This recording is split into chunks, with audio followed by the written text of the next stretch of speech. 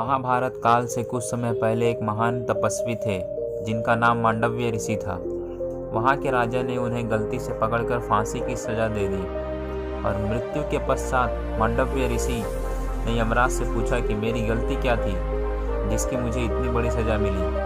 तब यमराज ने कहा कि जब आप 12 वर्ष के थे तब आपने एक तितली को पकड़ा था और उसे 4 बार सुई चुभोई थी, इसी कारण आपको यह कर्म भोगना पड़ा।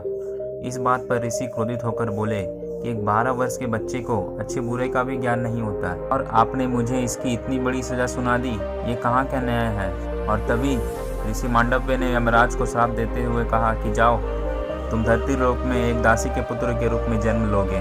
और तब यमराज ने ऋषि मांडव्य से माफ़ी मांगी और ऋषि मांडव्य का हृदय शांत हो गया और कहा, तुम दासी के पुत्र तो कहलाओगे परंतु तुम्हें संसार में एक उचित सम्मान मिलेगा। और फिर यमराज को महाभारत काल में विदुर के रूप में जन्म लेना पड़ा। महात्मा विदुर महाभारत काल के सबसे उत्कृष्ट न्यायकर्ता और धर्म नेता कहे गए और उन्होंने अपनी अंतिम यात्रा धृतराष्ट्र, गांधारी और कुंती के साथ वन में बिताकर अपना देह त्याग किया। और पांडवों के अंतिम काल में जब पांडव स्वर्ग की तरफ जा रहे थे तब महात्मा विदुर एक कुत्ते के रूप में पांडवों के साथ स्वर्ग में प्रवेश कर लिए। और ऐसे ही मज़ेदार ट्रिक्स एंड फैक्ट देखने के लिए चैनल को जरूर सब्सक्राइब करें।